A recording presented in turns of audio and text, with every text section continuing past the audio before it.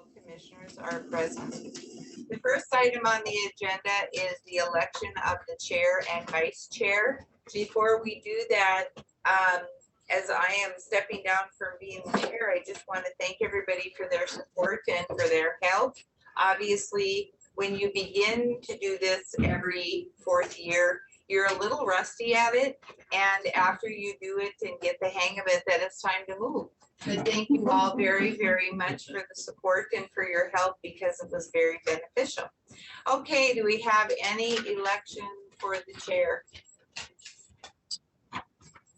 Commissioner to elect Commissioner Polk as chairperson for this coming year. Okay, there's a Commissioner Polk, and there's a second. Okay, any discussion? If there is no discussion, assuming a roll call vote, all those in favor of the motion signify by saying aye. Aye. Opposed, same sign. Motion is carried. The next item on the agenda is the election of the vice chair. Commissioner Engen. I nominate Commissioner Ross.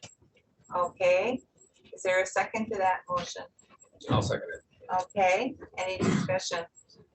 If there's no discussion, assuming a roll call vote, all those in favor of the motion signify by saying aye. Aye. Opposed, same sign. Motion is carried. So I'm going to hand over to our newly elected chair, all of the chair materials, a gavel, and you can move on. Thank you. You're welcome. Thank you for all the work you did over the past year. It's been mind-boggling both for you and Commissioner Knopf being chairman during COVID, so hopefully better. And as Commissioner Peach indicated, it takes you a while to get to know what you're doing, so we'll struggle along today, folks. All right. For next, we have the approval of the minutes. We need a motion to amend the minutes as there's a slight problem that related to the Manville precinct from number 12 to precinct number 5. We have a motion to do that. So moved. Okay, we have a motion. Do we have a second? Second by Mr. Engen. All in favor signify by saying aye. Aye. And then we need a motion to approve the amended minutes. So moved. Second. Second. Second by Commissioner Knopf. All in favor signify by saying aye. Aye. Opposed? Motion passes. Approval of the order of the agenda. Are there any additions? Approval. All right, we have a motion to approve by Pete. Second by Rod. All in favor signify by saying aye. Aye. Opposed? Motion passes. Approval of the consent agenda. Does anyone have any items they'd like pulled? Hearing none. Is there a motion to approve the consent agenda? Motion to approve the consent agenda is presented. Okay, a motion to approve by Commissioner Knopf. Do we have a second? Second. Second by Commissioner Engen. All in favor signify by saying aye. Aye. Opposed? Passes. Next on our list is public health. And we have I know everybody is relatively brief, but we have probably the longest agenda I've seen here in 8 years. So if you can be a little brief tonight, we'll appreciate it. I'm always long. No, I didn't. I was talking to the group in general. We enjoy hearing from public health. You've got actually stuff that's good for us to hear. Fair. Chairman, multi members of the commission, I'm Michael Julius, Grand Forks Public Health, here to give you hopefully a quick update on where we're at with COVID. Next slide. Overall, looking at our week in review, things have been essentially a copy paste between the past 2 weeks. The only unfortunate difference is we did have 2 deaths a couple weeks ago, bringing our total to 102 in Grand Forks County since the start of the pandemic, which I'll go into in a little bit. And we've also been seeing relatively steady numbers at our vaccination sites, including the vaccination site run by Grand Forks Public Health. Next slide. We're getting towards the end of the year, so I figured I could do a little bit of a premature look at where we're at with COVID-19 deaths between 2020 and 2021. We actually are at about half as many COVID-19 deaths in 2020 as 2021. So we're on a downward trend looking at our COVID-19 deaths. Our case fatality rate, unfortunately, hasn't fallen as much as we had hoped with the vaccine, but we've seen a reduction in the overall number of cases. Question. Yes. What is the case fatality rate? How is that? Sorry about that. So the case fatality rate that's looking at the number of deaths divided by the number of cases. So it's just a simple ratio. So we look at the case fatality rate to get an idea of how deadly a particular disease is. So when we compare our case fatality rate and our number of deaths in Grand Forks County to the United States as a whole, we're actually doing pretty darn good. We're roughly half or more than half of what we're seeing in the United States as a whole, both when we look at the case fatality rate as well as the overall number of deaths. But unfortunately, we still have a lot of progress to go. In 2019, the influenza and pneumonia death rate was only 15.2 deaths per 100,000 population. So we're still significantly higher. Next slide. Taking a look at where we're at in 2020 versus 2021, we've been stuck in this kind of a very similar situation in 2020 as 2021. We're seeing an increase in cases starting in the late summer and carrying into the fall. So I wanted to spend some time comparing those two to get an idea on what has actually changed for us. So when we look in the epidemiology world, they use a term of a cumulative case count since the 100th case. So trying to compare outbreaks to each other, and actually between 2020 and 2021. We reached kind of the 100th case of an outbreak on the same day, actually August 12th in 2020 as well as 2021. So comparing those two, what we're seeing in 2021 is a lot more linear change in the number of cases, or linear increase in the number of cases that we're seeing versus 2020, where we saw a big spike of an outbreak. So we're seeing something a little bit more sustainable since it's a lot more linear. But when we look at the deaths on the next slide, we still aren't quite getting there on reducing the number of deaths. What we did see in 2021 was a significant delay before we started seeing deaths in the Grand Forks or in Grand Forks County. But it seems like we hit some sort of threshold in this outbreak, and that's when we started seeing the deaths increasing, unfortunately. Still significantly less than last year because we had significantly less cases. Next slide. And so when we look back at that case fatality rate, which again is that number of deaths divided by the number of cases, what we've been seeing over this outbreak in 2020 and 2021 is that the case fatality rate is actually staying relatively similar. I'm spending a lot of time trying to figure out what's so similar about it, because a lot of the characteristics of the deaths were very different.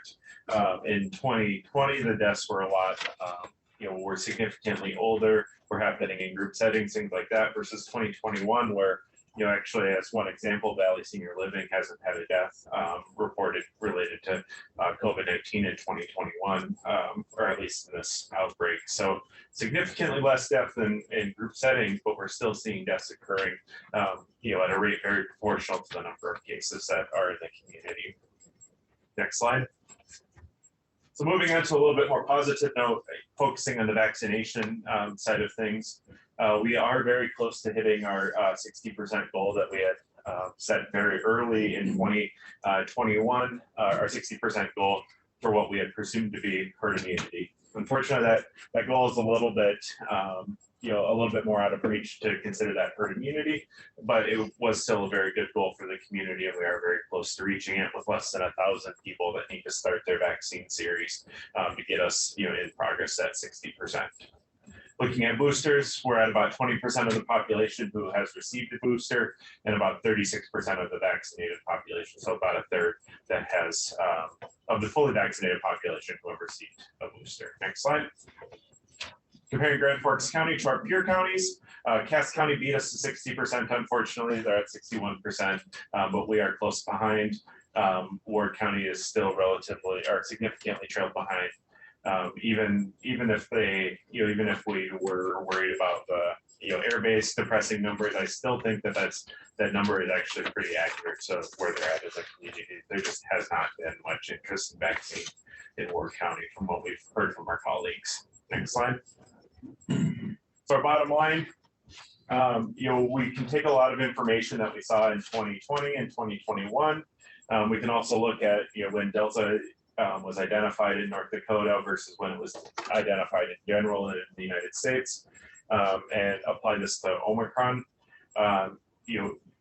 We generally, when we see new variants come on the game, North Dakota is generally pretty, are much further down the line before the variants actually end up getting to us. So we didn't see our first case in North Dakota of the Delta variant until June 24th of 2021, whereas it was first identified in the United States many weeks before. Omicron is a little bit more, or it seems to be a little bit more compressed, but we still have some time that we can buy before we, scientists, get a better understanding of the variant, before we, worry too much about taking action specifically based on it. That said, there are cases in North Dakota, so, where it remains to be seen what's going to happen. Looking at our weaknesses, we still have this, kind of flat case count. We're still saying between this 30 and 60, roughly, cases per 100,000 per day. And, that isn't really showing a downward trend. Actually, as of today, it's probably back up again. The holiday's going to, kick it back down, and I expected to see it back up again. So we still might be in this for a couple more cycles, unfortunately. But we still have opportunities for vaccine boosters. As I'm understanding from the CDC, one of the best things that we can do right now to combat against Omicron is make sure that we have the best immunity possible as a group of people. And for those that have had longer than 6 months since their last COVID vaccine dose, that would include getting COVID vaccine booster. So get boosted if you're over the age of 18. With that, I am open to any questions. I have a question. Yes. So you talked about death rates with like Valley Memorial, that we haven't had any in 2021. And so typically that's our elderly. So where are we seeing, is there an age group where we're seeing a considerable rise? Commissioner Knopf, what we are seeing right now is it's like it's individuals, they are in older age groups, but they're, in more of these independent settings. Okay, all right. So, just like in 2020, there were some, young deaths in Grand Forks County down into the 20s, but that wasn't, the majority by any means. A lot of them are probably, 50 and older, with the large majority probably 60 and older still. But there are people in working age groups that are still getting very sick and things like that. But it seems to be a lot of people between that, those age groups are still independent, maybe considered older. Thank you. Yep. Any other questions? Thank you.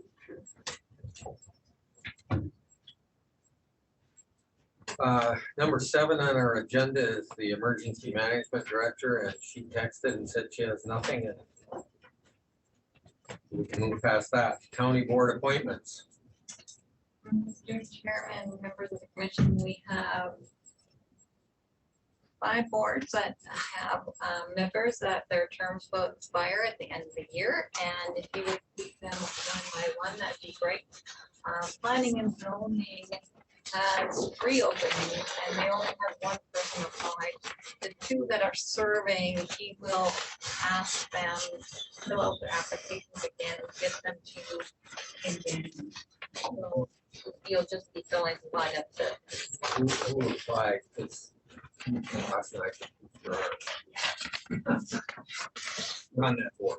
Yeah. Oh, you're on that board, so, Mary Gilder applied. yeah, she applied, and the 2 others that are, their terms are expiring, that's Paul Erickson and Joel Larson. Well, Joel is probably an oversight because he just was appointed here about 2 months ago. Right, So- he's filling an unexpired term, I believe, so he has to reapply. Yeah, so he probably doesn't know that. I'll try to make him know to call in.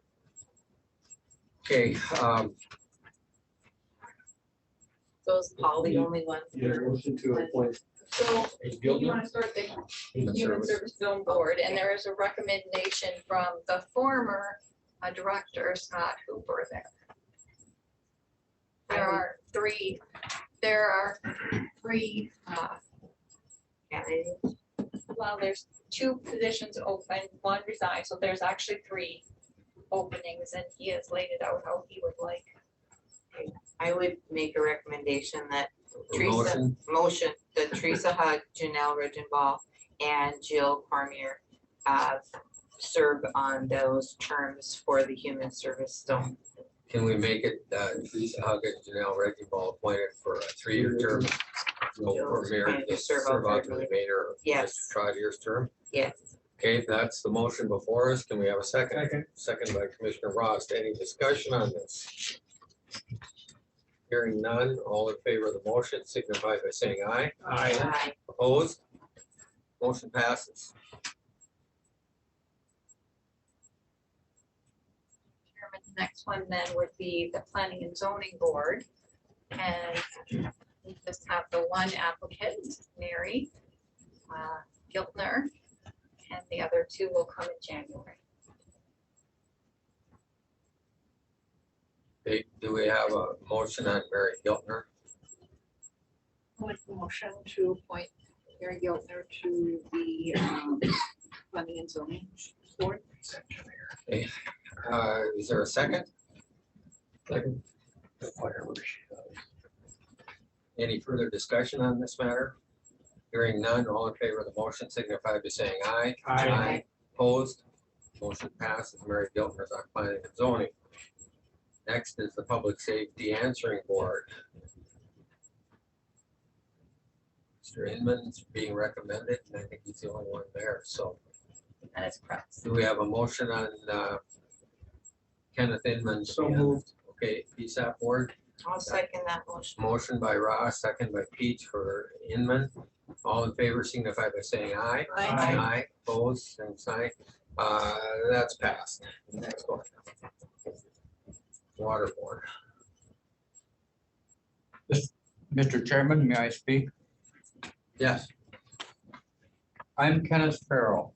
I've been on the board for 16 years, and it's time for me to retire. But I appreciate all the support that the commission has given me during my 16 years. And I want to thank all of you very much. well, we appreciate your service, although I see a couple of guys shaking their heads like we shouldn't let you retire. Well, it's time. Well, we appreciate that very much. So we're gonna have an opening there, is that right, Mr. Axby? Yes, that is right. Okay. Mr. Chairman, we do have 2 that have applied for the 2 openings that would be one of Okay, perfect. Mr. Farrell's. Mr. Chair, Wait a minute here. Okay, I would move that Bob Dries and Tim Farrell be appointed to the Water Board. thank you. Do we have a second? Second. Any further discussion on this matter? All in favor of the motion signify by saying aye. Aye. Opposed? Hearing none, motion passes. Bob Dries and Tim Farrell are appointed to the Water Board. Weed Board is next.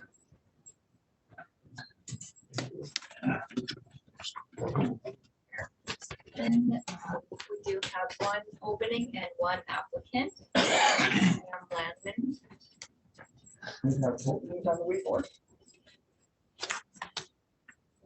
December 31st, their term expires. Can I So do you it? were on the next, you're on the I'm too early. next item. Yes. you're- I move the, look at Mr. Landon for the weed board. I second that motion. We have a motion and a second to appoint Mr. Landman to the Weed Board.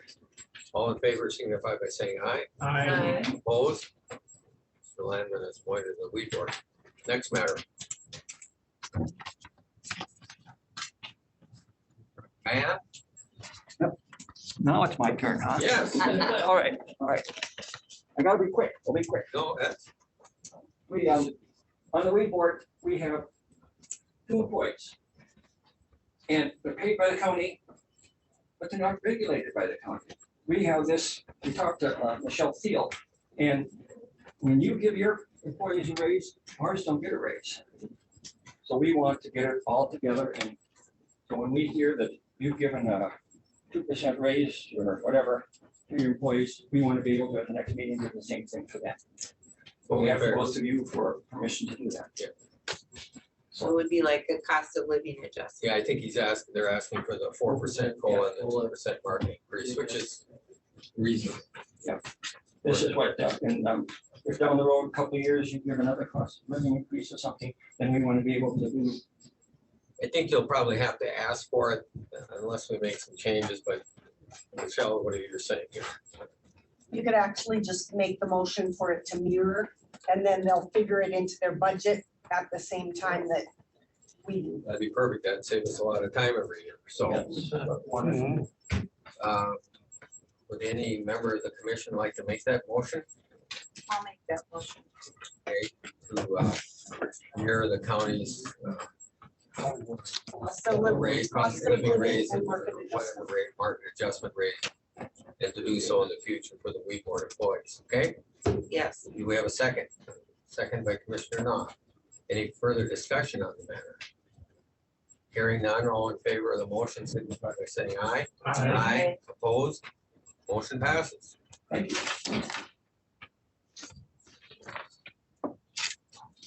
Human Resource Director.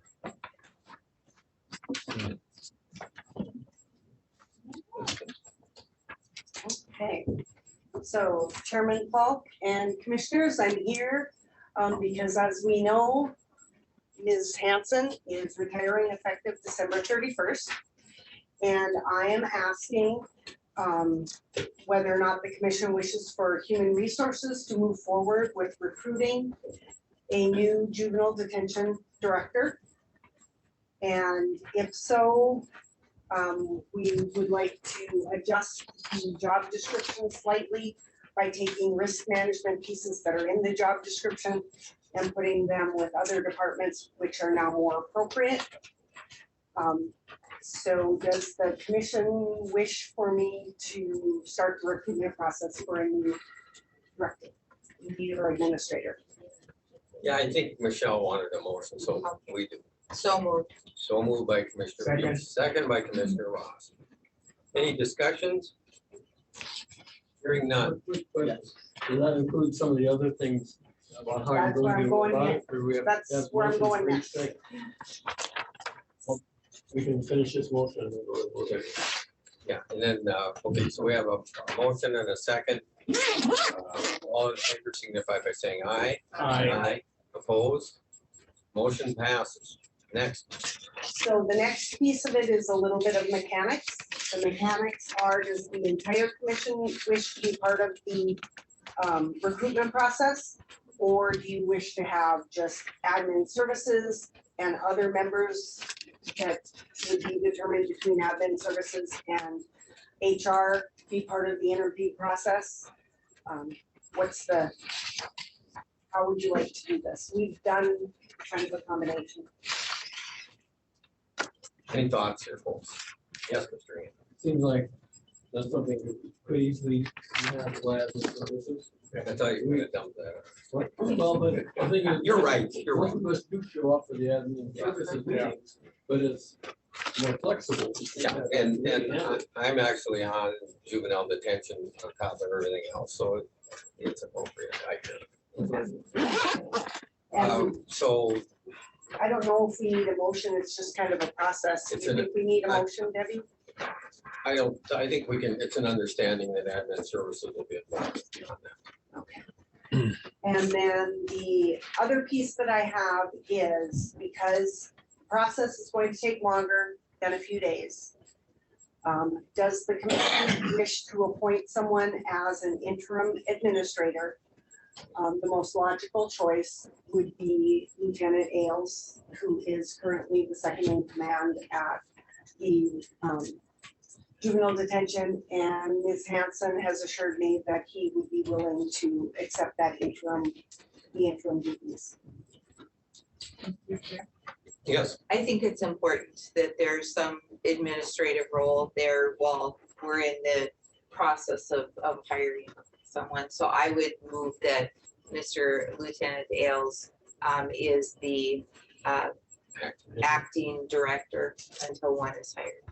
okay, we have a motion by Commissioner Peach, second by Commissioner Knopf. Any other discussion or comments on it? Do we have to adjust the salary temporarily?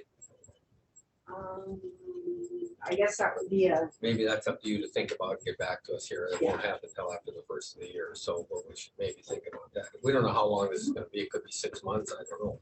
yeah, hopefully not. Yeah, hopefully not, but even if you find someone, they may have to give notice on their job, so. All right, so we have a motion, a second, all in favor, signify by saying aye. Aye. Opposed? Motion passes. Mr. Ailes is appointed Interim. interim director of juvenile detention upon Ms. Hanson's retirement.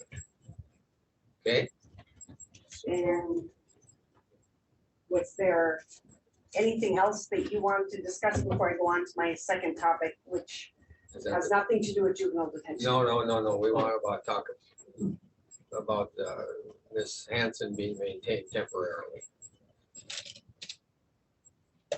Kind of a plan on that, or Yes, there's the ability for us to employ Ms. Hanson without impacting her PERS for a temporary assignment under which her duties would be some consulting, transition, and training. But you have to decide whether or not you do. yeah, I can expand a little bit. Number one, we're in the process of trying to build a juvenile detention center, and she's got how many years of experience, Ms. Hanson? 43. Well, maybe you don't want to put that public. Okay. Okay, and on top of that, we've got some issues with attendant care that are gonna come before us that are gonna be problematic, and there are gonna be big changes in that. So I think her expertise is going to be needed down the road.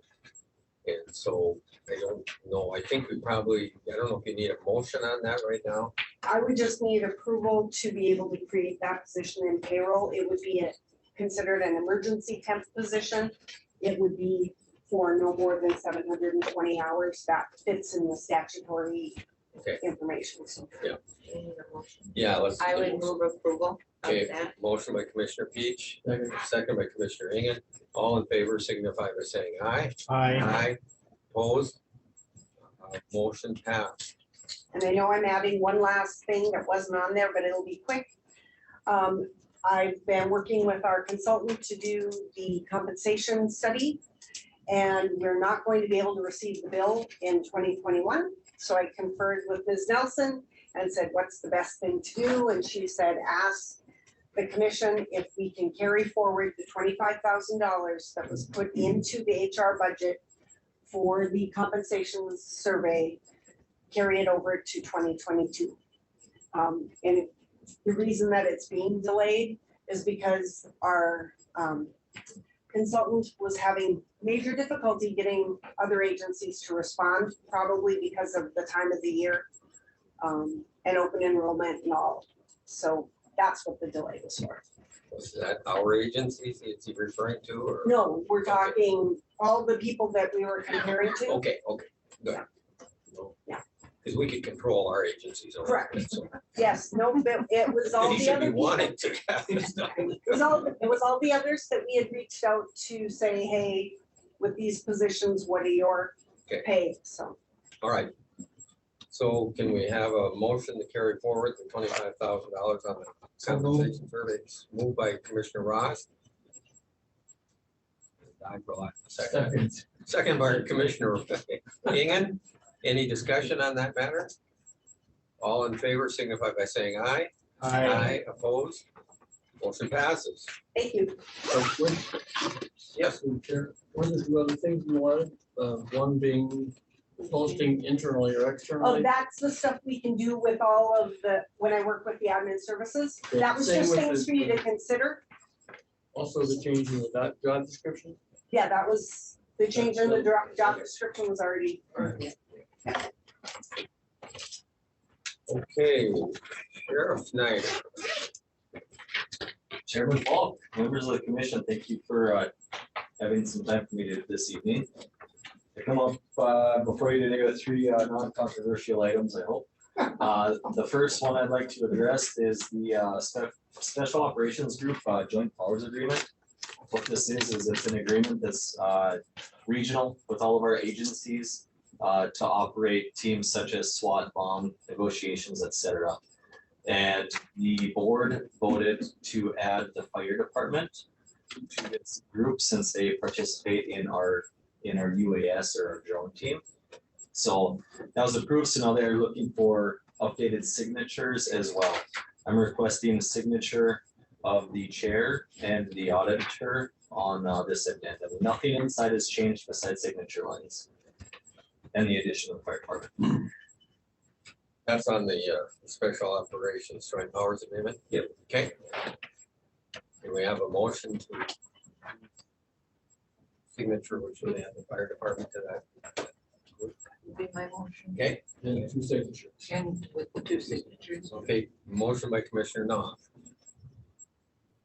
Second by. Yeah. Or Mr. I'll do Ross. it. All right. Any further discussion on that matter? All in favor, signify by saying aye. Aye, opposed. Okay. Grand Sky Services contract. Correct. Sawyer, so this also. The next item I come before you with is the law enforcement services contract with Grant Sky. And Mr. Sawyer, I believe, is online. There he is.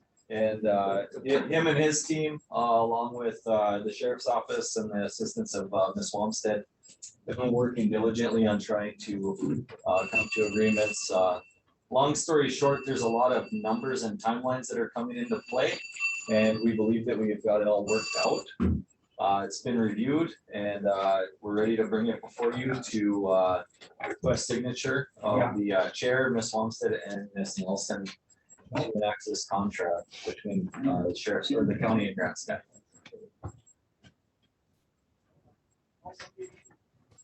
If you have any questions on it, I am here. Ms. Wamstead has reviewed it. She did not have any issues with it. Mr. Sawyer is also available. You're giving us 2 thumbs up, Mr. Sawyer? Yes, sir. That, we're good with the contract, Mr. Chairman. From now on, we'd like to see you here when we have snow, sir. It seems the only time I showed up was when there was snow, so. You're right. So you better stay away. Yes, Ms. I was distracted by the telephone. What has changed? Anything? So what has changed is a couple slight things, basically the dollar amount. So the original contract laid out that Grand Sky and the sheriff's office or the county would work on payment to, the biggest thing is a vehicle, to ensure that we had a vehicle that they could pay for in advance or the purchase of that vehicle. So we had gained a permission or approval last commission meeting to, it must be sound.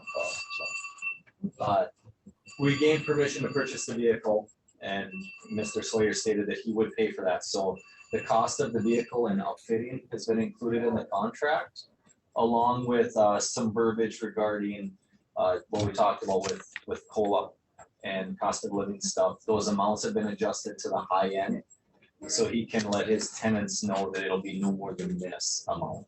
Thank you. So the vehicle amounts are in there for a 60-month payment plan. The rest is 12 months. Mr. Chair, Yes, I would move approval of the contract with the chair's signature. thank you. We have a motion from Commissioner Peach. Do we have a second? Second from Commissioner Knopf. Any further discussion? Hearing none, all in favor of the motion signify by saying aye. Aye. Opposed? Motion passes. Thank you. The third item is I would like to request to purchase an additional fleet vehicle for the sheriff's office. This vehicle was not budgeted for in 2021. Although that being said, the proceeds from the sales of 5 additional sheriff's vehicles, ATVs, and the ATVs from Mid-States Auto Auction and Hagen Consulting, along with remaining money in our vehicle budget, we have enough money to purchase a fleet vehicle before the end of the calendar year. This will assist us in getting our fleet into a more manageable state regarding maintenance and mileage and repairs on our current fleet. So I'm requesting the proceeds of the 7 vehicles that we sold, total amount of $34,412 be utilized for the purchase of a fleet vehicle from Nelson Auto, along with $3,023.98 out of our vehicle budget that is currently there. Question, what about outfitting it then? How is that gonna be done? This vehicle will be used in an administrative aspect, so upfitting costs would be minimal, and thankfully my administrative assistant is very good and fiscally responsible, so she budgets on the high end, and we should have plenty of room for Yeah, that. well, that's fine. That's perfect. Mr. Chairman, if you do make the motion, can you include a budget amendment for the vehicle line item for $34,407? Is it there? That's the amount that will, the budget revenue that they have to offset. They have the rest in their expenditure. When we receive that money, we just have to account for it by budget amendment. But I don't have to make these motions. Can we have a motion? Want to give it a shot, Mr. Higgins? Sure. Move approval of the request for budget amendment of $34,407, and that money has been received, so it'll be a wash in the county funds. Everybody happy with that? I'll second that. Second by Commissioner Peach. Any further comments? Hearing none, all in favor signify by saying aye. Aye. Opposed? Motion passes. Thank you. I have nothing further. Merry And the Christmas. vehicle is one. Ford F-150. Thank you. Thank you, Mr. Squire. We're not done with it. That's next year, I expect. Hoping we were. With the sheriff's emblem on the door. Okay, buildings and grounds is next. Commissioners, Mr. Chair, thank you for this opportunity to present this information. It's somewhat delayed from when it was originally talked about in Kansas Safety Services meeting and trying to get all the information tabulated together from last April or May when we discussed it. I rep for JCI, for this became a COVID long hauler, and then after he recovered from that, he had a motorcycle accident. So he had about a 5-month hiatus in getting information together for me. However, information I have tonight revisits that odd access control for the COB here for the county office building to be access control with our fobs as opposed to physical keys. A few years back, Kari Gels from Emergency Management had tabulated a plan together for a very extensive badge fob access system, and that proposal had been tabled just because it was cost prohibitive to be as inclusive as it was. This proposal isn't nearly as inclusive. It includes a total of adding 33 doors of control to the 4 that we have in an existing system in the building, rather than replacing the system as the previous proposal did. The existing system that we have from Simplex is infinitely expandable. You can continue to expand on it at a later date by buying more hardware, throwing more money at it than if the need or desire came down the road. I could expand more on the plan of how it would envision it implemented if you want me to, or if you whatever information you would like on it as I go on. You received all of the information in the packets for the commission meeting. And if you have questions or need further explanation or what you would like to know from me before I would request it. Well, I think we kind of understood before, and we indicated we were in favor of doing this, and we had some money available to do it. It was probably the right time to do it. I guess my question is always going to be dollars and cents. What's going to be the total cost of this project? So the total cost for the project is broken down between utilizing 3 vendors and some resources from our IT department.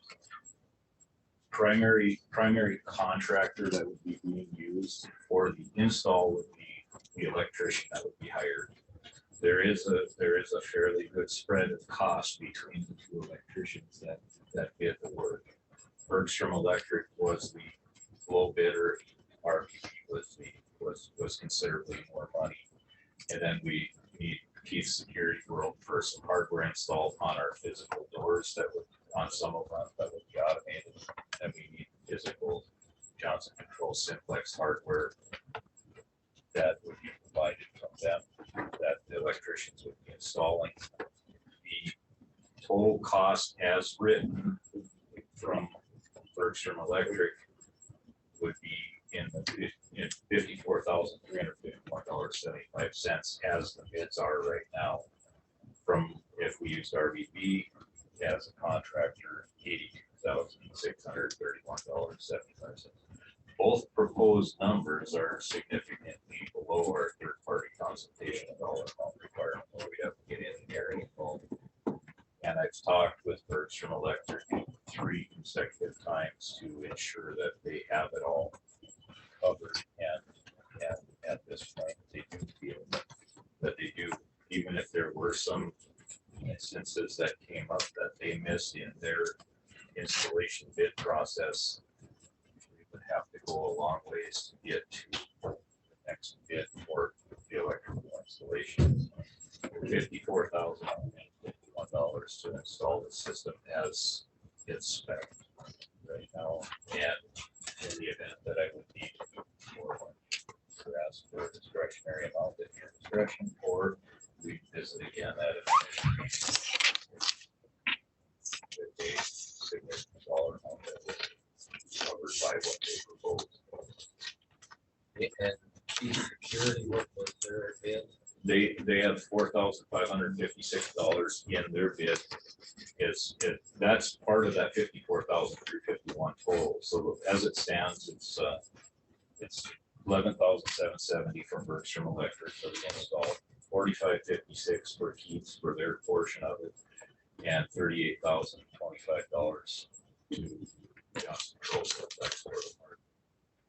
And then the IT portion of it from Dean, he is in the process of upgrading to 10.6 PoE within the building. And he would incorporate the needs for this system into that project. And he has used equipment currently that we'd be able to utilize for this addition until his upgrade is done on his end. So on the IT side of it, we don't have a physical cost with what Dean would be putting for use of componentry right now, that whatever the upgrades that the upgrade. Yes, Commissioner. What's the timing of it? So originally in September, when I started tabulating all this information together, the prospective timeline would have been February. Now it's December, I'm thinking, there again, it would have been pushed back 3 months, but it would be a spring, summer project at this point. So the labor intensive side of it would actually be, because controlling access by fob, it actually creates more work on my part in maintaining those fobs and then scheduling and addressing them properly. Because, for instance, a northeast employee on 4th and 5th floor would not have access to first or second floor. They might be able to go and scan their fob, but they're not getting in on those floors. And there again, with incorporating this into as my information that I gave you already packet includes 3 doors on the parking ground. That schedules the parking ground for open hours, and then rented spaces would receive a fob. That requires a little bit of payments for fob rental. I do have a bit of a proposal on that if you guys would want to do that. If we did approve it, the project, I would like to see that approved either to your approval or for a variation of it. If we had the 3 doors in the parking ground on controlled access, we have a number of scenarios that use the parking ground. Number 1 being employees. They already receive fobs. Their fobs would work in those doors. Number 2, we have businesses and tenants who rent spots in the parking ground. They would receive a fob with their parking pass rental agreement. We have a few other scenarios though that come up that become anomalies that we would have to deal with this project. And the way that I see that it managed properly zone in the community that can still have access to the ramp tower would be by charging a nominal fee monthly.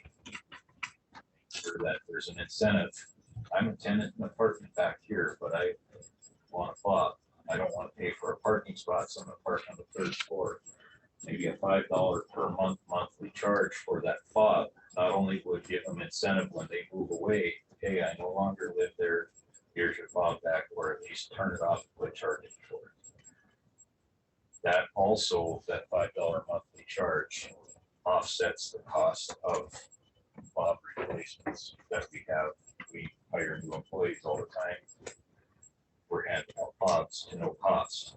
We do charge for replacement if you lose a fob to those employees, but it doesn't offset the cost that we have for fobs currently. And we would increase fob usage that we're with tenants and businesses and so forth that are renting parking spots. So $5 nominal monthly fee to those non-parking spot renters and parking for free up on the 3rd level. Shots are free. Could be an option. But you guys probably an alternative plan that you'd like to better, but that's what I would see fitting into that proposal to work. I have a schedule plan for the parking ramp if this project were to get deep and move with approval from this date forward. The parking ramp stairway would be on a similar schedule, open as the building. 7:30 in the morning.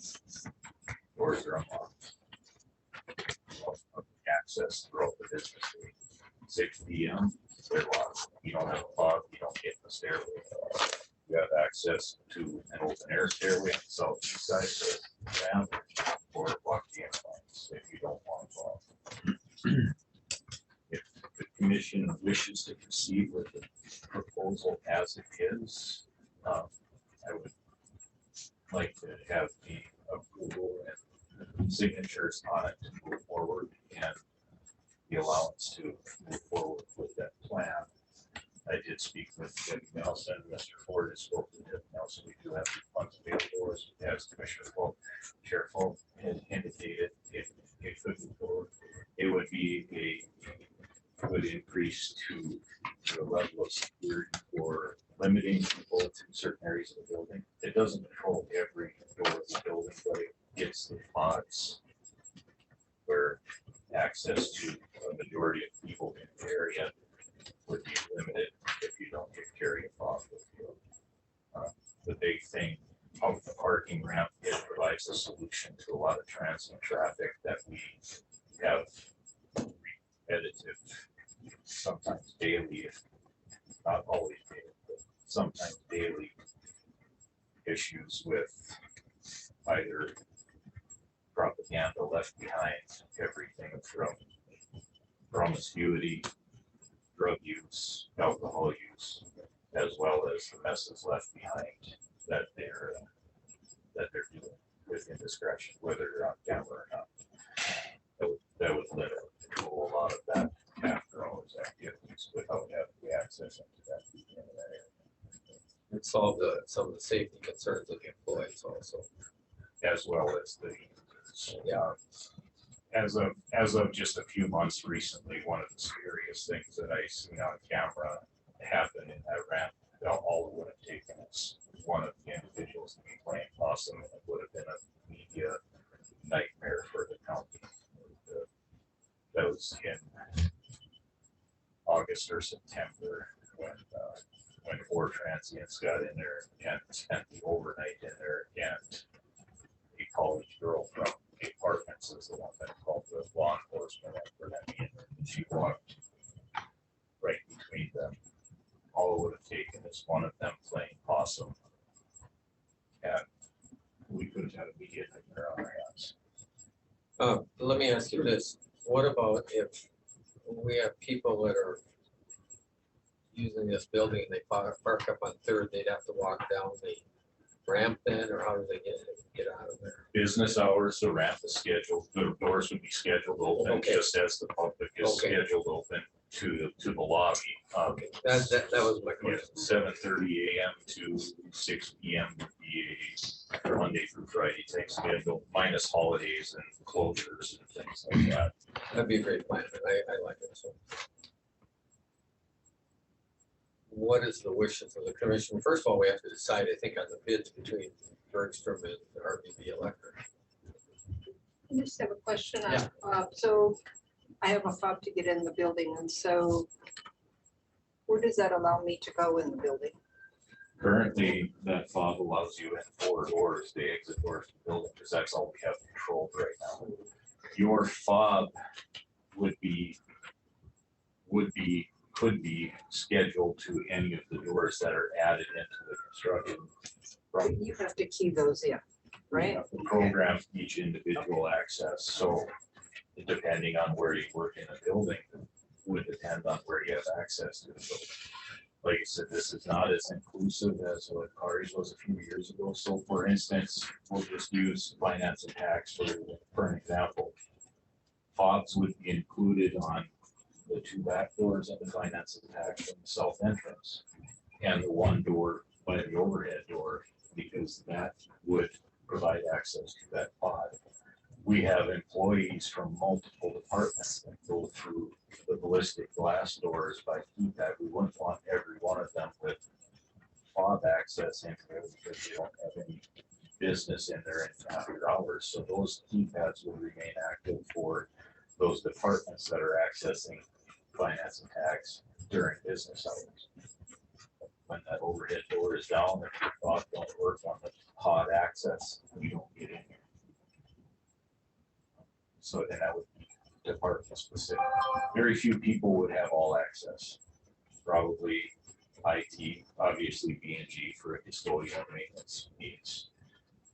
Beyond that, very few people would have all access on the bonds.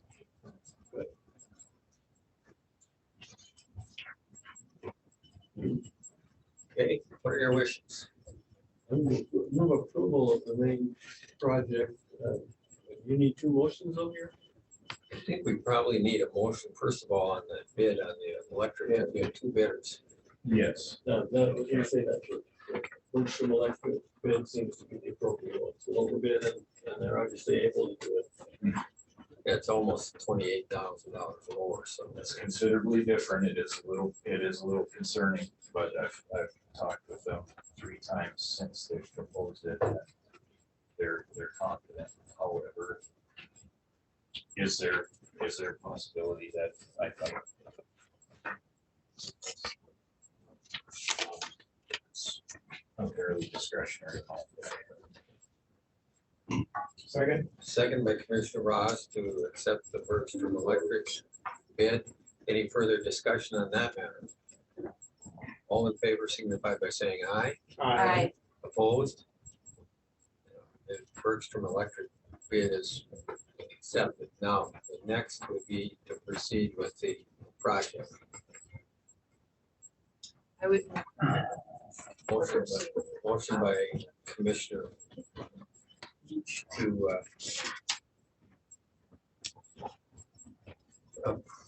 proceed with the pod access control project. So that, just so it's clear, I need the signature then for the electrical contract, for the Johnson Controls Simplex, and then for the signature later for the project. Okay, well, motion with signatures. Yes, please. Do we have a second?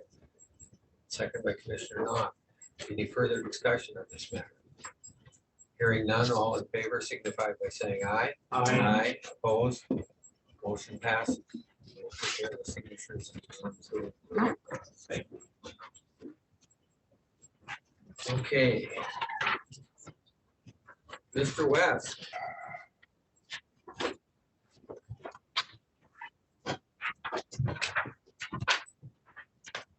Afternoon.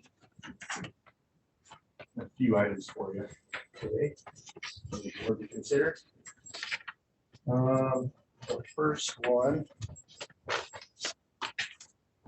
I didn't necessarily a specific request, but maybe some help with House Bill 1505, wonderful bill that came out of our interim session at the state legislature. Two parts to it.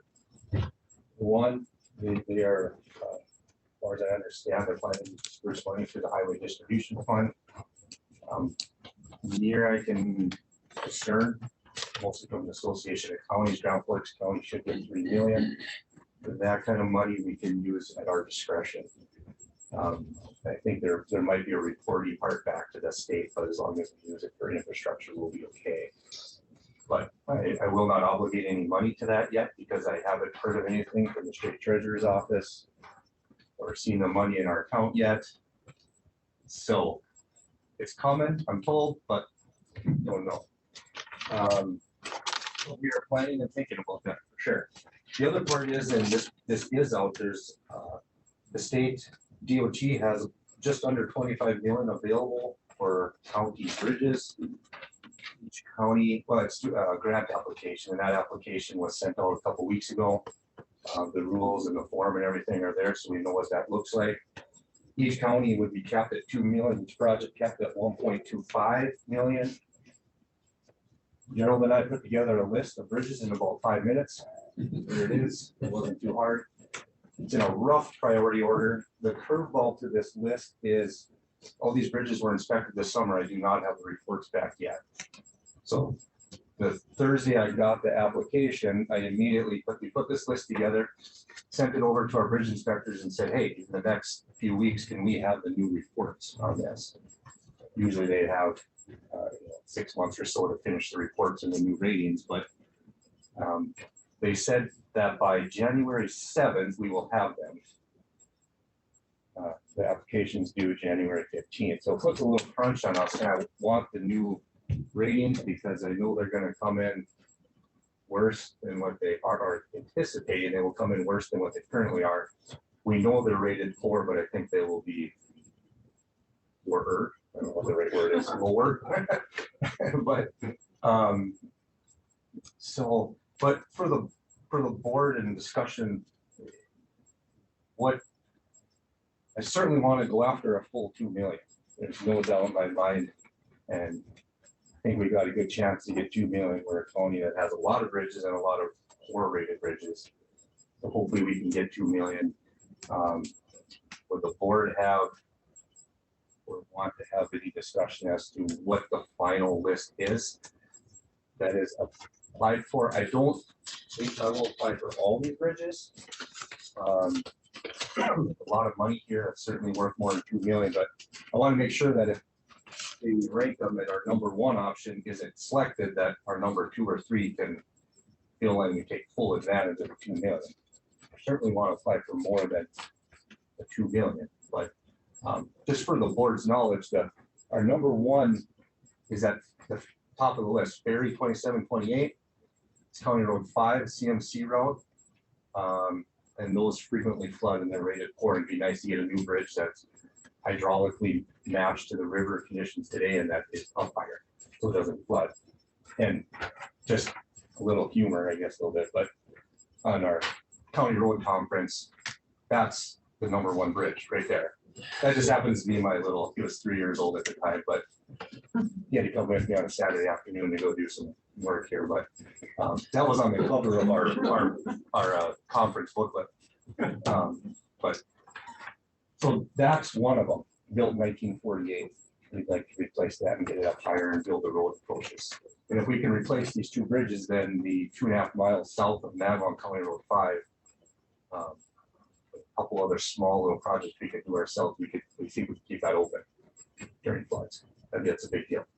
So we can get down to the golf course area and all that, and all those folks could have access. We can get those bridges replaced, so. But each one of those alone is about 1.2 million. So if we get those 2 bridges, we get our 2 million plus the county kicking a little bit, there we go. But if we don't get those, we got a whole list of box culverts on here we go after, but. So, Was that bridge in your mind the worst when you put this together, obviously? I think it's a great priority bridge. It's more traffic than a lot of the others. Yes, it's maybe not our worst rated bridge, but considering it's a federal aid route, major county road, and a lot of people lose access, that's how it came up to the top of our list. And those 2 bridges only go a quarter mile apart. So if we do one, we got to close a road. It'd be great to do them both at the same time. And that was in the road's closed once to replace them both. So that's where Gerald and I thought that would be our number one priority. So, would the board like me to come back with a final list, or just let me apply for them as we see fit, or what would be your thoughts on that? Well, I think you should apply for it as you see fit. I mean, you're the expert on it. We're gonna take his recommendation anyhow, so Yeah, I think exactly. it would be appropriate. Okay. Sounds good. Thank you. The next item I have would be our department is applying for a brick grant for a new bridge on 62nd Avenue South. That application is due the end of January. I'm currently working on that with WSN consultants are helping us a little bit on that, some pro bono work on their end. And emergency services folks in Bismarck, the 3 of us are working on the application. But part of the application, there's a local match certification. So the grant would cover 75% of the project with 25% local. Well, the application specifically asks for a local match certification. So in my mind, I think we should take a leap of faith. And I know necessarily the county doesn't want to cover with our own funds at 25%. We've talked about doing special assessment, but you know, you don't have the time or the means to get that special assessment all organized and in place. And frankly, it would be a waste of time if we didn't get the grant. You know, the folks out there worked up and everything too. But I think we could apply for the grant, get the certification in here. If we get it, we find out in June or July. At that point, then we go to the people and say, hey, we got a grant, special assessment 25% or 20% or whatever we come up with. I got a feeling that they're going to go for it. So.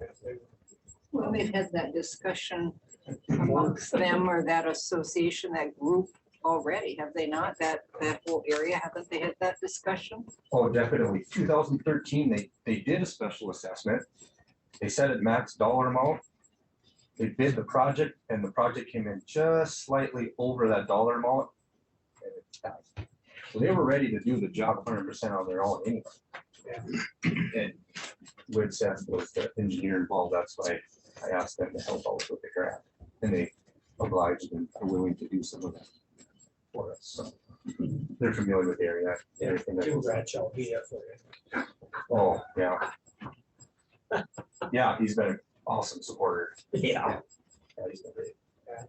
Yeah. So I guess with that, I would ask for chair's signature on a local match letter. So move. We have a motion and a second. Any discussion on the matter? Hearing none, all in favor, signify by saying aye. Aye. Opposed? Motion passes. Thank you. My next item of consideration is our paving job for next year, a resolution to accept the low bid. We had, I think, 7 bids on the job. Knife River was low bid. They were $2,509,978.20, just under the engineer's estimate, which is great. The bids were nice and competitive, and the process went well. It was administered through the DOT, but if we want to go ahead with the job, we would need a resolution and auditor's signature and chairman's signature to accept Knife River with the low bid, and I would recommend we do so. A motion that we accept the Knife River bid of $2,509,978.90 with chair and auditor's signatures. Thank you. We have a motion. We have a second. Second. Second by Commissioner Ross. Any further discussion? Hearing none, all in favor of the motion signify by saying aye. Aye. Opposed? Motion passes. Thank you. Next item is our local water board is applying for a transportation alternatives grant, TA grant, to do a maintenance overlay on the Larimore Dam shared use path. That's the path that goes from the town of Larimore up to the dam and campground to the golf course along County Road 4A and 4. County Road 4A at County Road 4. With this grant, this would be very similar in process and nature to the application that was done for the Northwood School. That trail that was put between the city and the school, where the county is the sponsor of the grant. We have no financial or obligation to the project, just the rules state that the county needs to be the sponsor of it. I would ask for a similar motion and process with that. Yeah, the county or the highway department, we don't do the planning, permitting, coordinating, bidding, construction activities, cost share. The water board would coordinate all that. It's an easy one. He has a motion right there for you. Yeah. I'll make a motion to the county commission and approve being a sponsor for the TA grant. Mr. Chair, I'll second that motion. Okay, we have a motion and a second to sponsor the TA grant for the asphalt overlay at the Larimore shared use path with the water board responsible for all known requirements. Any further, do you get a second? Yes. Oh, okay, a second. Any further discussion? Hearing none. All in favor signify by saying aye. Aye. Opposed? Motion passes, and we need another motion for Mr. West act as the liaison. I move approval. Goes back for lack of a second. Motion and a second for the county engineer to act as liaison on the project. All in favor signify by saying aye. Aye. Aye, opposed, motion passes. Thank you very much. The next item I have, the That's officer. probably why your fans are staying here Oh. with us. And I told Mr. Axley we weren't gonna give him any money, and actually, I don't think we did, so. Thank you. Okay. The next item I have, I need to postpone for until next meeting, the operator classification. I'm still working with HR on that one, so Ms. Nelson, we could just add that to next meeting's agenda, please.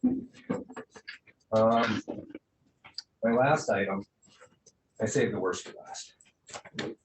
Our plan backfired. This was that bridge just right south of Northwood that we took, the one that collapsed. Yeah. And we took the funds from that and we were gonna replace the 1.5 mile away. Well, you know, we were gonna do this prefab metal option and save a couple $100,000 over cast in place concrete, and that did not work. The price of metal has skyrocketed in the last 6-8 months, and that's it. That's all there is to it. So the bids went well. And as far as the bid opening and such, everything was fine. We got 3 bids. There they are. Industrial builders was a little bit. But I'm really disappointed in the whole process. And in hindsight, you know, it's always 2020, but wish we would have just done a traditional concrete bridge. So this bridge works out to $306 a square foot. If you take length times width of the bridge deck, $306. Ward County and Walsh County just did a concrete bridge. They were $275 a square foot for a concrete bridge.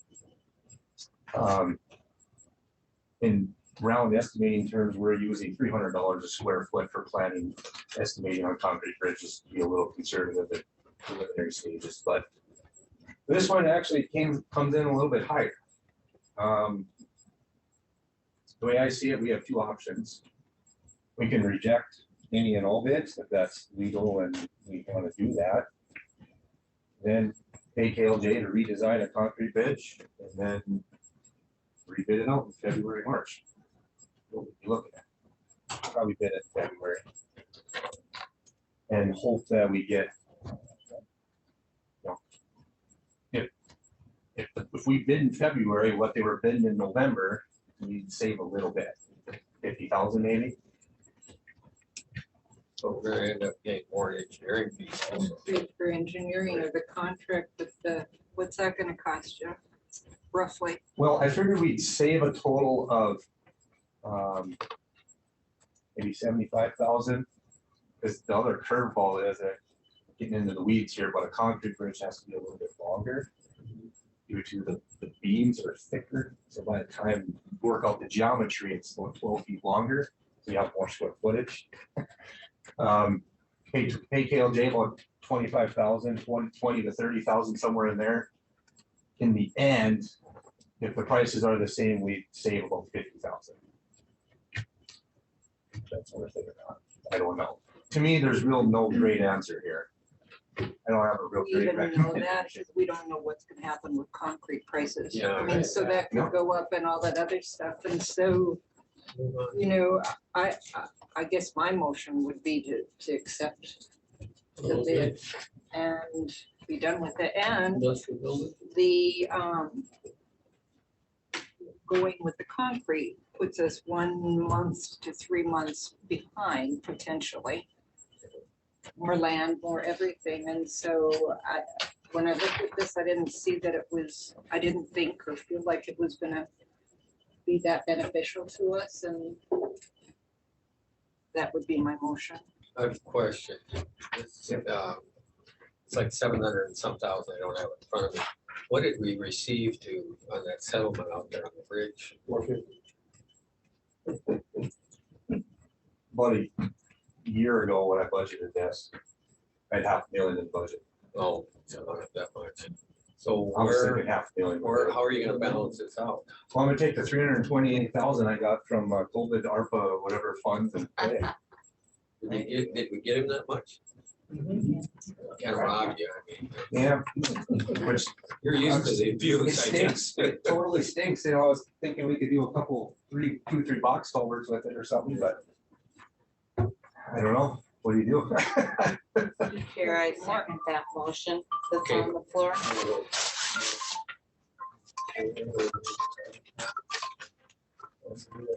I think by the time we get done here, the concrete's gonna be up and take anything.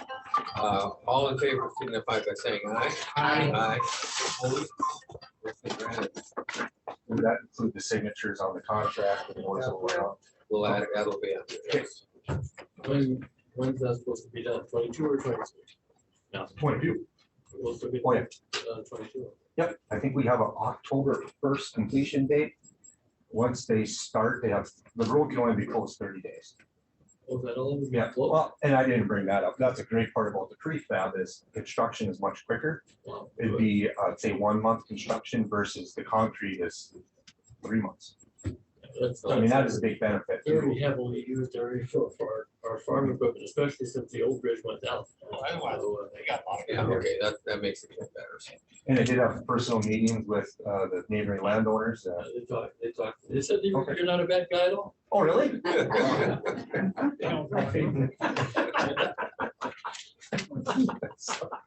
So you'll get those to Ms. Nelson for signatures? Do you have them with you or?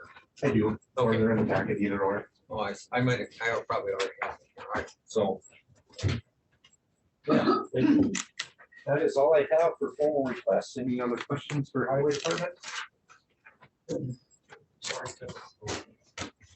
Okay, thank you. thank you very much. Thank you.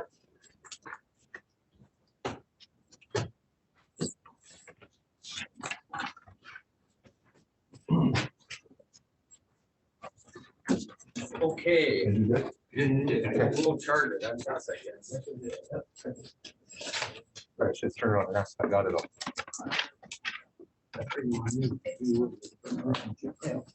Everybody's staff. So you're gonna say that. Where, Yeah. So I was just looking there. the home rule. Home rule charter next. I guess basically the administrative service commission has a meeting today relative to the home rule charter, about proceeding forward with it.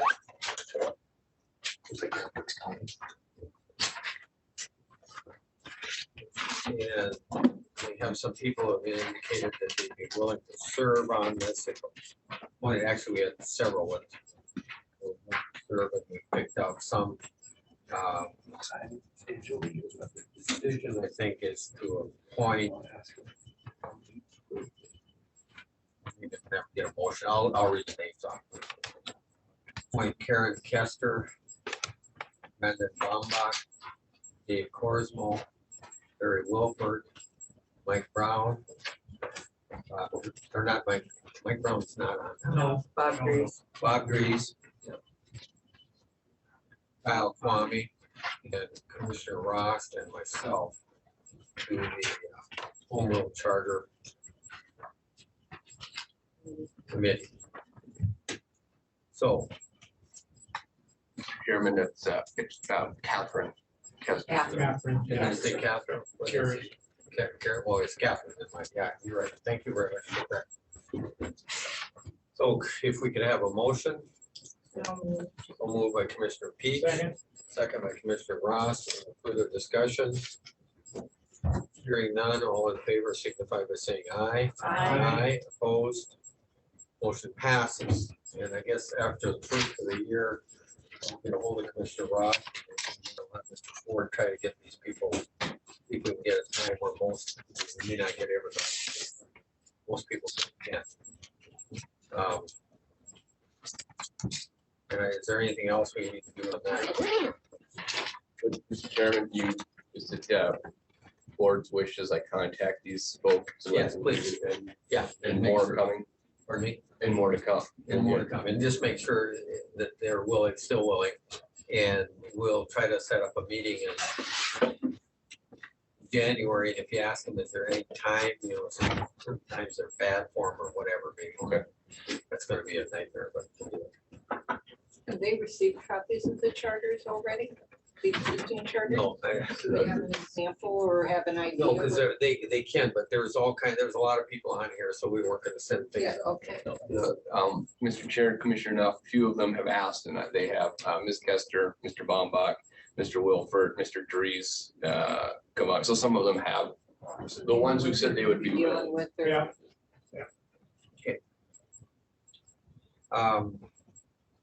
Okay, finance and tax. Mr. Chairman, with the commission, I need a motion to authorize a commissioner to approve any bills that come in before the end of the year. So Commissioner left. available in town. Well, Commissioner.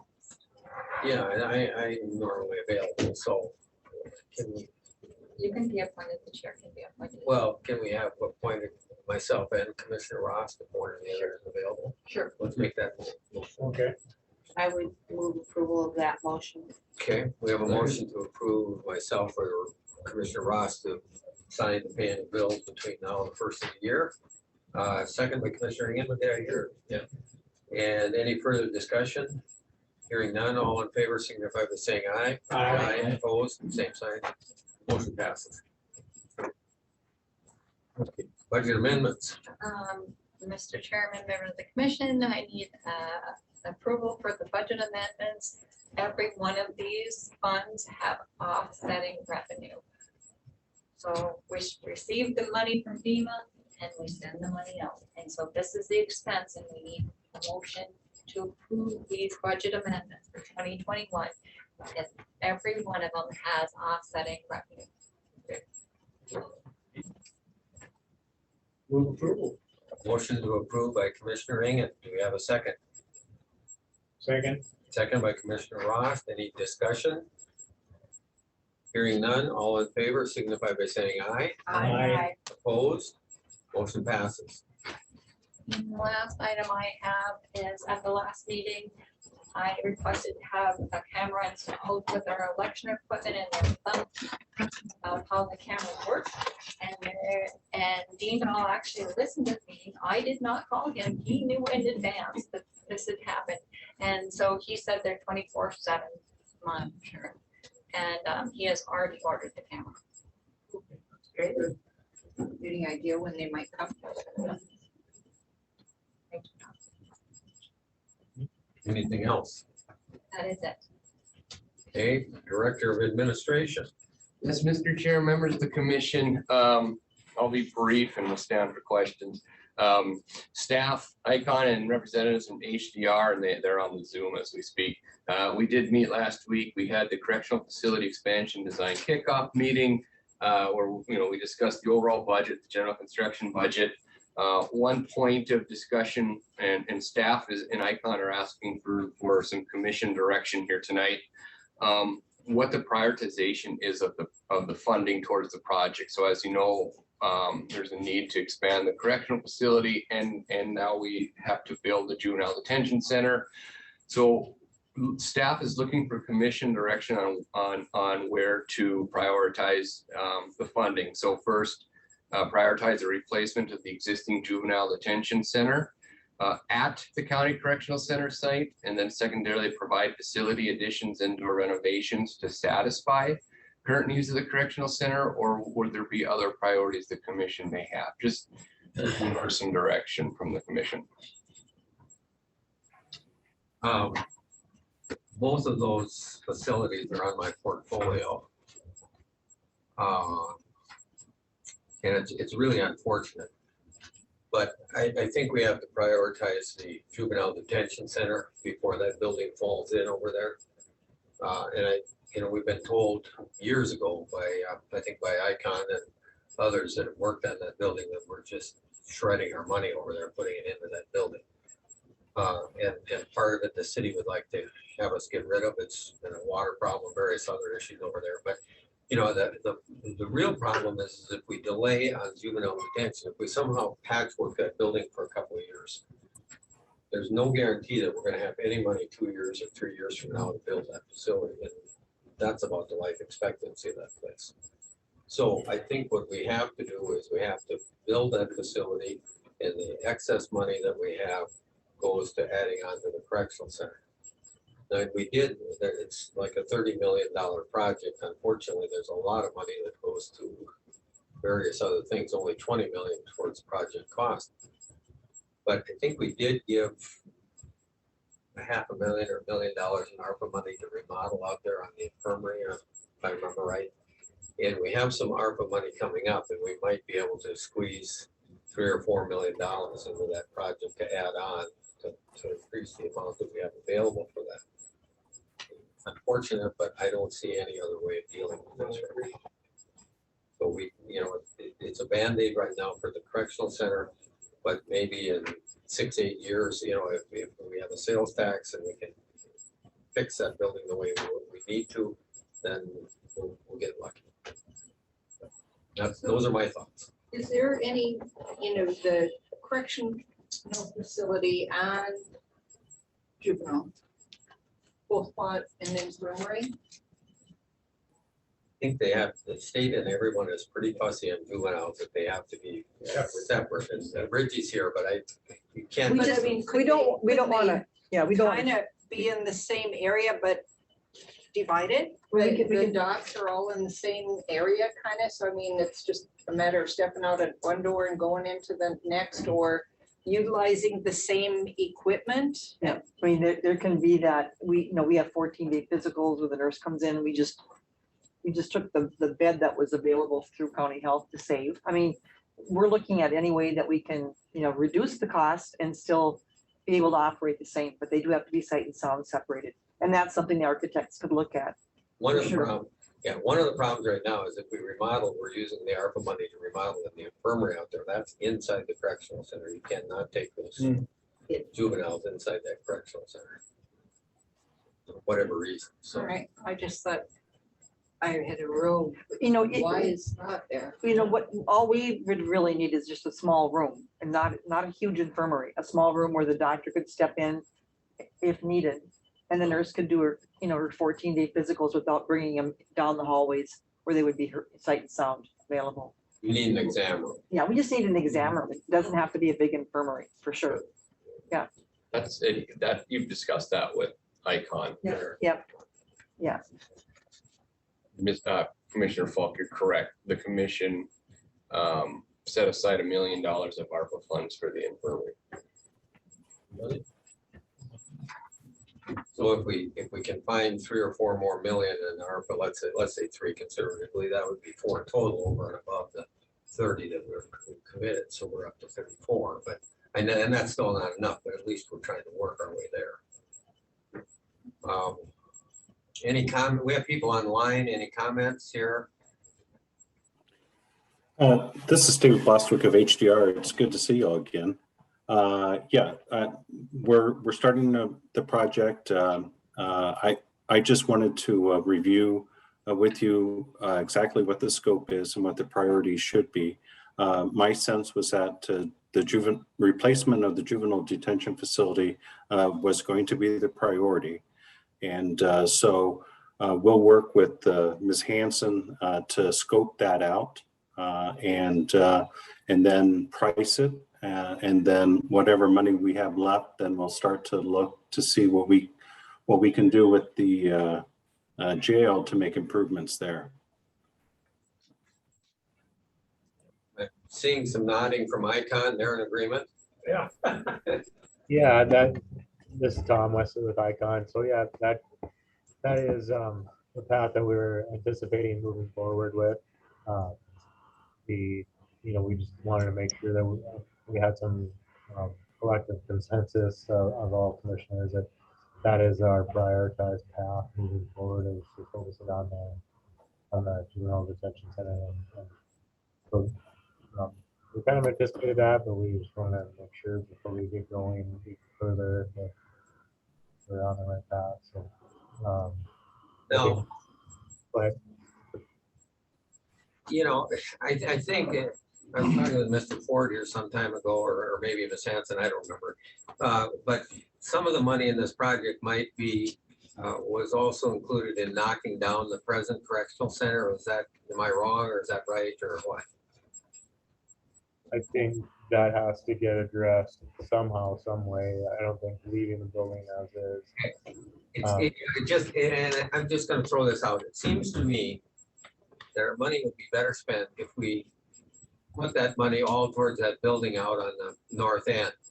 And if we have to, down the road, it's 2 years from now or 3 years from now, we have to knock that building down over there. And there's going to be a problem because there was heating and air conditioning in that building for the courthouse. But that might be a sum that we could find or come up with, through capital improvements or whatever. And we could that would add, maybe a couple 100,000 or 300,000, whatever it is on that building out there. And I think we would be best served doing that. I think we're getting nods of agreement here on that. So I would agree, Chairman, if that is a possibility to defer, cover that with additional CapEx funds or something that would just help supplement the project in its entirety. and we may have to talk to Mr. Grashevsky about, there's a roof problem over there.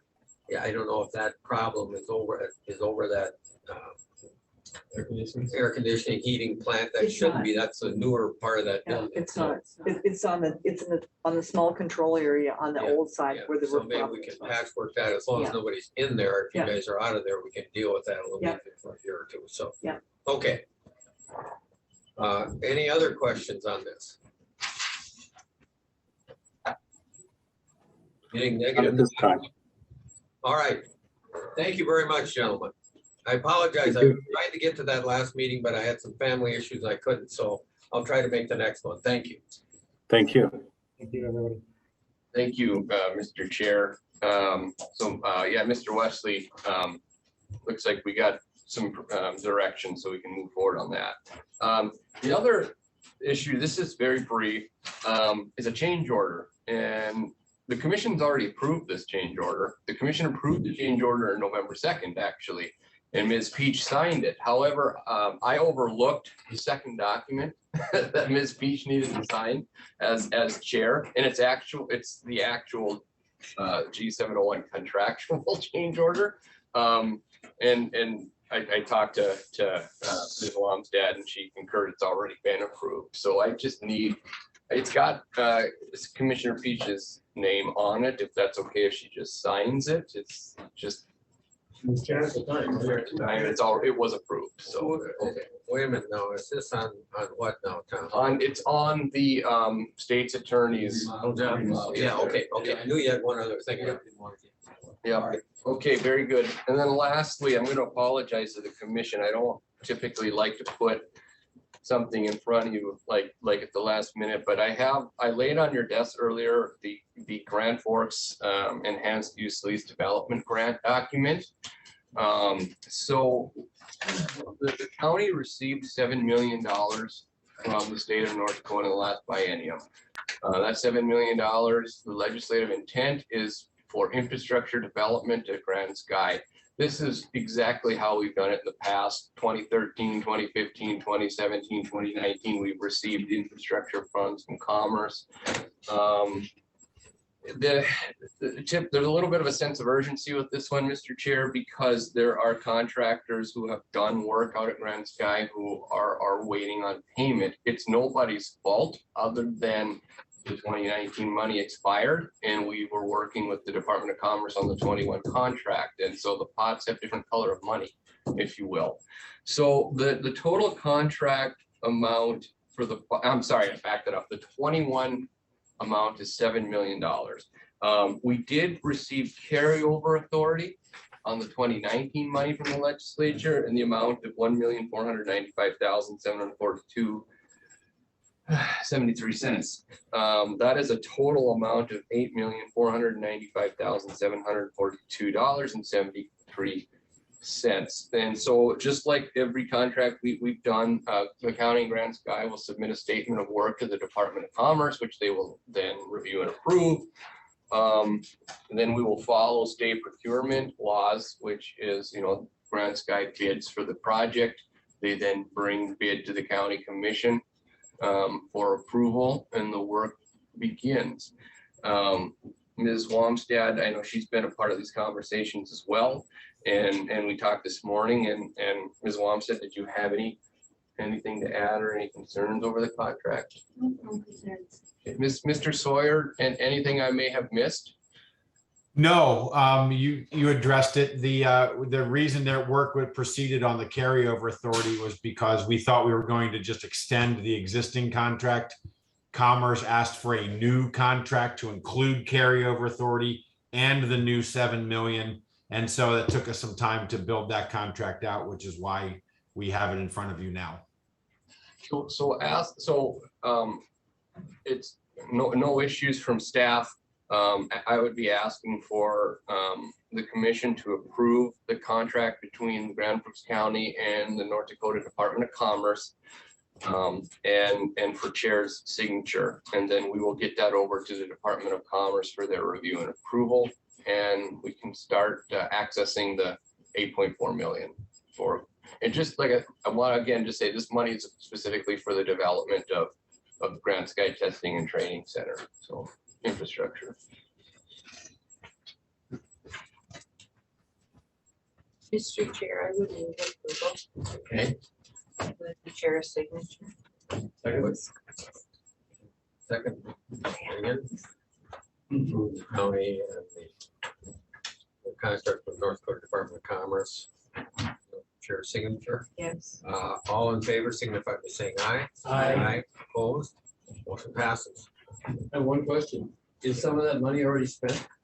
There people are waiting to be paid. Is that what you were saying earlier? Yes, that's I'll correct. answer that. What?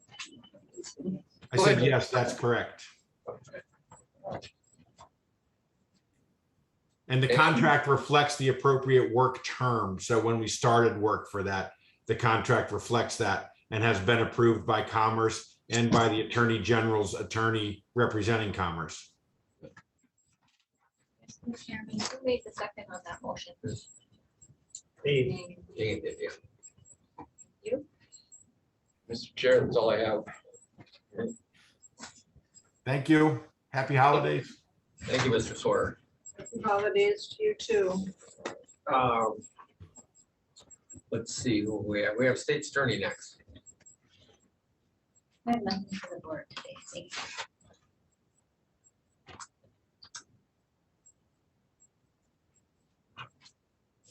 We have to do anything about that meeting that we had. No, we took care of that. Yeah. With, Yeah, we had that motion. right, so we don't have to do anything here with that. Thank you for that.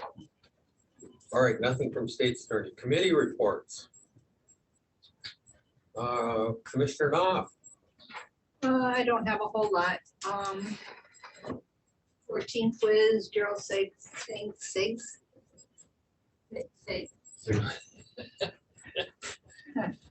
retirement after 59 years. And so we had a nice lunch and a great program out at the shop. And he had, it was amazing the number of people that was there. And I think that he thoroughly enjoyed himself and was most appreciative of that. And it was just a great time. The two guys did a great job. And so that's on that one. He will be missed. And then the 15th was the library board. And other than that, I really don't have anything else for you. Okay. Commissioner Ain. Well, I had a couple of different meetings, but I can't remember the dates because I updated my day timer and I don't have that last 2 weeks, so no report. Commissioner Ross. well, the MPO, we met, we talked about roads and pitches.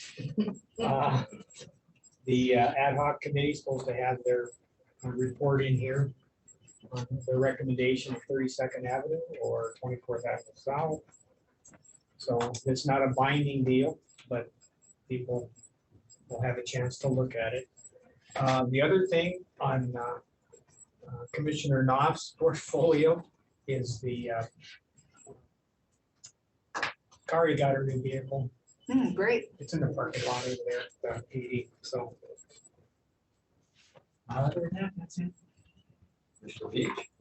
The only thing I'm working on right now is I'm working with Mr. Ford and Ms. Wamstead on the ARPA money that is going to be going to All True Northwood Deaconess and the other clinic.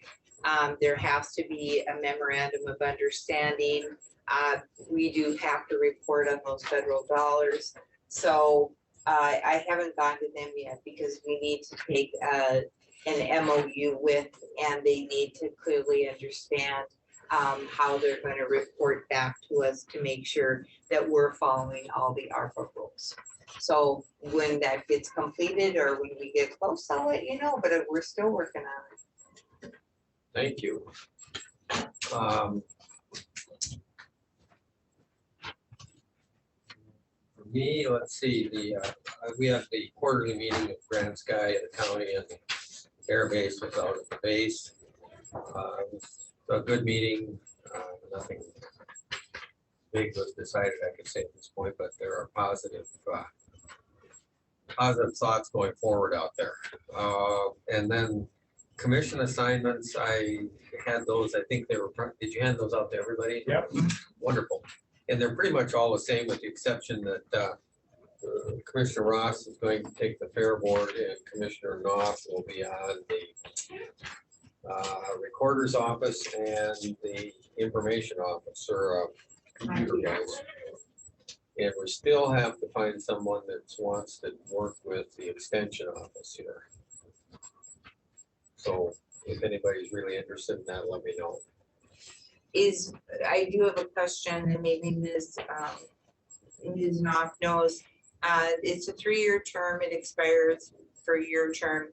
It's limited to 2 terms. Do they have, is that consecutive terms or? I believe that when I talked to them about that, that after you're done with your second term, you're out. You can't come back on again. Oh, okay. And so, because I've already served. Yeah, I think that's NDSU rule. And but for those that haven't served, it's a great department to work with. It basically is, you're not on the advisory board here, but it's great. You know, they're wonderful. They do provide a great service.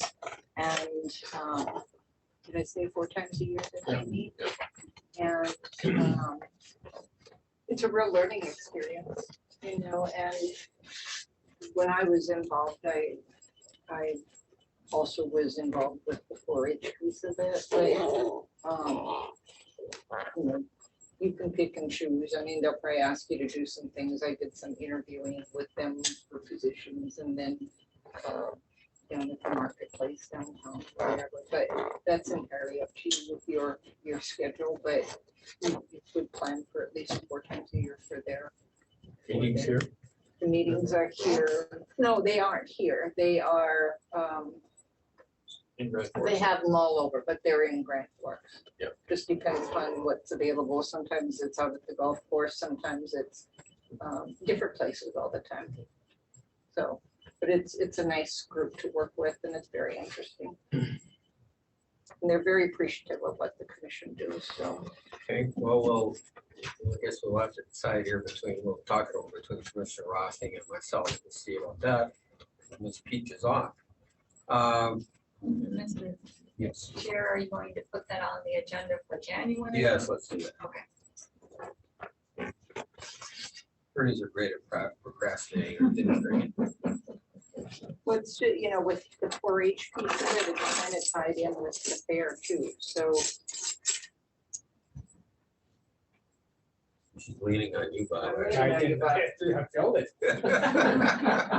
you know, because We'll talk about it, yeah. but because we give that award every year to the 4-Hers, and it's the county fair commissioners for the county fair. And so in October, when they have their awards, you make the presentation and whatnot. And so if you're working with them during the county fair, which probably will be, it just makes sense. But that's just my thoughts. So that could be an extension of. Well, man, we'll think about that. Maybe we'll have to trade off one so you don't have so much too. We'll trade one off for you. We'll figure that out. Let's see, where am I at here? Mr. Chairman, Yes. I need a motion to approve the 1st and 3rd Tuesday of every month in 2022 as commission meeting dates. So Second. We have a motion and a second to approve committee date or meeting dates for 2022 for the commission. All in favor signify by saying aye. Aye. Opposed? Motion passes. Beer and liquor license for rest and relaxation. Mr. Chair, Yes. Mr. Chair, members of the commission, this was tabled at the last meeting because Commissioner Knopf identified an item that wasn't complete on the application. I did look into this further and I believe they would have to indicate the operator of the premises, which they previously indicated is not yet determined. I spoke with Ms. Nelson about this and between her and I, one of us will get in touch with them and let them know we need to have that information before we can approve that. So, We'll table it. so I signed this, but I'm not gonna date it because you're gonna print new ones. Excellent. But I need the ones for the Country Club, so I hope you didn't rip those off. Oh, no, not that. Oh, no. My golf pack would, I'd be out. Okay. Yeah. The NIDRA Board of Directors election. That just for information purpose, yes. Okay. Correspondence? Council adjournment. So moved. Second. Motion adjourned, second, all in favor, signify by saying aye. Aye. Proud of it. You got through it in an hour and You 40. did a real good job for your first time. Yeah. That very would have, Yeah, that would suck. taken longer